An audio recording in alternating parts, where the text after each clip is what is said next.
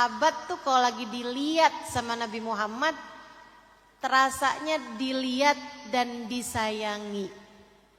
Itu Nabi. Ngelihat siapapun, Nabi sayang sama dia. Jangankan sahabatnya. Nabi Muhammad itu ngelihat orang yang hatinya penuh dengan dendam, bahkan keinginan membunuh. Nabi Muhammad memandangnya dengan pandangan penuh cinta. Hanzalah bercerita, ada orang kafir Quraisy cerita. Dia bilang, saya pura-pura masuk Islam. Karena kalau nggak masuk Islam, ada yang dibunuh, ada yang keadaannya nggak enak lah. Jadi saya pun pura-pura masuk Islam, padahal hati saya penuh kebencian kepada umat Islam, terutamanya kepada Nabi Muhammad. Satu hari, saat Nabi Muhammad baru habis Fathu Mekah, nih si Hanzalah nih diantara mereka yang pura-pura masuk Islam. Saya lihat Nabi Muhammad sedang tawaf di Ka'bah sendirian. Habis selesai tawaf, Nabi Muhammad duduk menghadap kiblat sendirian. Saya melihat pemandangan itu, saya lihat-lihat kanan kiri. Ini Nabi Muhammad beneran sendirian nih. Kesempatan emas untuk saya menebus dendam. Saya bayarkan dendam saudara-saudara saya yang terbunuh di medan perang Badar, yang terbunuh di peperangan-peperangan yang lain. Nih waktunya nih, saya balas dendam mereka. Saya akan pura-pura tawaf. Nanti kalau udah pas, saya akan ada di belakangnya Muhammad. Saya akan pegang lehernya dengan tangan kiri saya, kemudian tangan kanan saya akan mencekik lehernya hingga dia pun kehabisan nafas dan mati tercekik. Niat begitu dia. Kamu bayangin kayak apa hatinya orang yang di dalam hatinya hanya ingin membunuh Nabi Muhammad sallallahu alaihi wasallam. Hati busuk macam apa itu? Hati penuh dengan kebencian macam apa itu? Hati gelap kayak apa itu? Sampai dia pun mulai mengerjakan rencananya tersebut. Dia pura-pura tawaf. Ketika sudah sampai di sisi Nabi Muhammad sallallahu alaihi wasallam, Nabi diberitahu oleh Allah Subhanahu wa taala apa yang ada di dalam hati Hanzalah. Saudaraku sekalian yang saya muliakan, saya nggak pernah mau tahu isi hati orang. Kamu juga mestinya begitu. Jangan coba ya saya ya dikasih kelebihan bisa tahu isi hati orang. Aduh, saya sih nggak kepengen tuh punya kelebihan kayak begitu. Kenapa gitu? Nggak tahu isi hati orang aja saya bisa suudzon. Gimana kalau saya tahu isi hati orang? Betul nggak? Ustazah, saya kepengen banget bisa tahu isi hati suami saya. Lah? Kamu nggak tahu isi hati dia aja suka sakit hati? Gimana kalau tahu isi hati dia? Betul? Kamu kan masih suka tuh ngelihat di TV, terus kamu bilang sama suami kamu, artis itu sama saya cakepan siapa? Kalau kamu tahu isi hati dia saat kamu tanya begitu, sakit hati nggak kira-kira? Saudariku sekalian yang saya muliakan, jadi Nabi nih orang yang paling pandai jaga hati. Diberitahu oleh Allah Subhanahu wa taala, tuh Muhammad, Hamdalah kepengen bunuh kamu.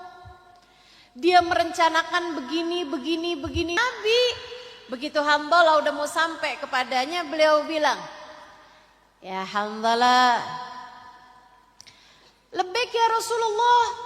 Hamdalah kaget nih. Tiba-tiba dipanggil. Padahal hatinya udah merencanakan mau bunuh Nabi. Lebih ya Rasulullah. Ma haddathta bihi nafsak.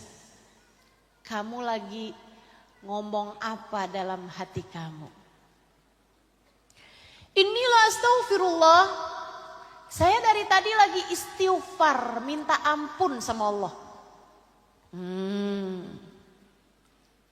Nabi biarin. Nabi tuh suka gitu. Suka memberi 3 kali kesempatan. Hamdalah jalan lagi. Nabi tetap tidak beranjak. Itu ya. Kalau yang dikasih tahu kayak begitu modelan kayak kita, saya nggak tahu tuh apa yang akan terjadi. Mungkin kita bisa panggil polisi, pengamanan, dan seterusnya. Nabi enggak. Dibiarin aja. Putaran berikutnya masih niatnya kayak gitu. Abis nih hari ini. Muhammad, saya bayarkan dendam semua keluarga dan sahabat-sahabat saya. Ya Hamdalah, lebih ya Rasulullah. Ma haddatsa bi nafsa. Kamu lagi ngomong apa dalam hati kamu? Inilah astaghfirullah. Saya dari tadi lagi istighfar sama Allah. Nabi biarin. Sampai putaran yang ketiga tetap juga kayak begitu. Nabi berdiri. Dipandanginya Hamdalah. Nih. Tidak ada yang lebih indah cara pandangnya daripada Nabi Muhammad. Bahkan kepada seseorang yang merencanakan pembunuhan kepadanya sekalipun. Sebab Nabi Muhammad memandang jauh ke depan. Sebab Nabi Muhammad memandang panjang sampai ke akhirat.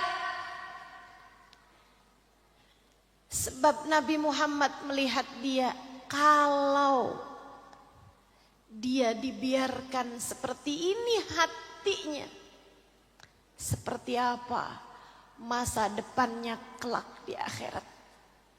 Orang yang hatinya penuh dengan kebencian hingga berniat membunuh Nabi. Nabi lihatnya, kesian. Akhiratnya gimana nih kalau biarin kayak begini. Karenanya Nabi berdiri, dipandanginya Hamdalah. Hamdalahnya diam. Nabi mendekat kepada Hamdalah. Dipandanginya wajah Hamdalah. Hamdalah kemudian menunduk, mendapati Nabi Muhammad dengan tatapan penuh rasa sayang, sesayang seorang ibu terhadap anak yang paling disayanginya ketika anak tersebut melakukan kesalahan untuk kali pertama. Kadang-kadang ibu juga kalau udah anaknya bolak-balik kerjain salah, pandangannya udah beda.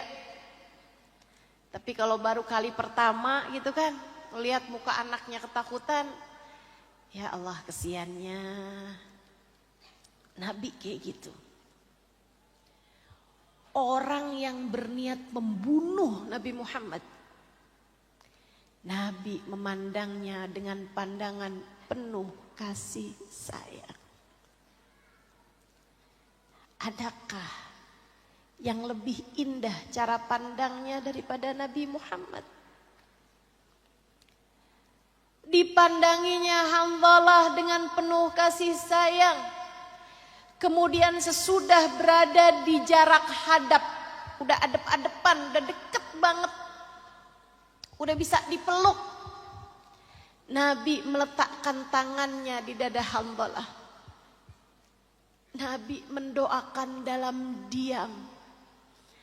Tangannya diletakkan di dada Hanzalah. Nabi meminta kepada Allah Subhanahu wa taala dengan penuh kasih sayang. Ya Allah, angkatlah semua yang buruk-buruk dari dalam hatinya. Ya Allah, sayangilah dia seperti Engkau menyayangi hamba-hamba tercinta di sisimu. Ya Allah, terus didoain sama Nabi Muhammad. Hanzalah bercerita, wallahi thumma wallah, ma rafa'ar Rasul sallallahu alaihi wasallam yadahu min sadri illa wa huwa ahabbul mahbubina indi fid dunya. Sungguh demi Allah, tidaklah Nabi Muhammad mengangkat tangannya dari dadaku, melainkan sesudah Allah menjadikan Nabi Muhammad adalah manusia yang paling saya sayangi di atas muka bumi ini. Dari berniat membunuh menjadi kesayangan nomor 1. Artinya tatapan mata Nabi Muhammad, keteduhan pandangan Nabi Muhammad, tangan Nabi Muhammad yang Nabi Muhammad letakkan di dada seseorang, menjadikan seseorang yang asalnya ada di kerak neraka paling bawah. Innal munafikina fid darkil asfali minan nar. Sesungguhnya orang munafik yang menampakkan iman padahal di hatinya penuh dengan kebencian berada di dalam kerak neraka yang paling bawah. Kata Allah dalam Al-Quran. Artinya dari seseorang yang berada di kerak neraka yang paling bawah dinaikkan oleh Nabi Muhammad dengan tatapannya, dengan syafaatnya, dengan kelembutannya, dengan tangan beliau yang diletakkan di dadanya terus naik hingga menjadi Nabi Muhammad yang paling dia cinta. Artinya dia kelak akan bersama dengan Nabi Muhammad di surga Firdaus yang tertinggi. Dari kerak neraka yang paling bawah hingga surga Firdaus yang paling tinggi. Adakah tatapan lebih indah daripada itu? Tatapan Nabi Muhammad, keteduhan pandangan Nabi Muhammad mengubah khamr menjadi susu, mengubah celaka menjadi bahagia, mengubah neraka menjadi Firdausul A'la.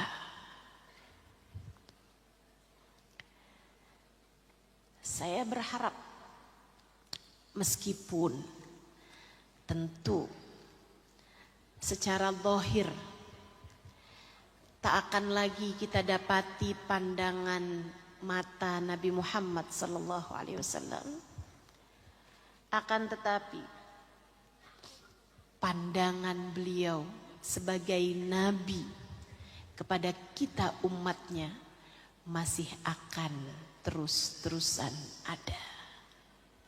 Semoga kita semuanya dipandang beliau dengan pandangan penuh kasih sayang. Amin ya rabbal alamin.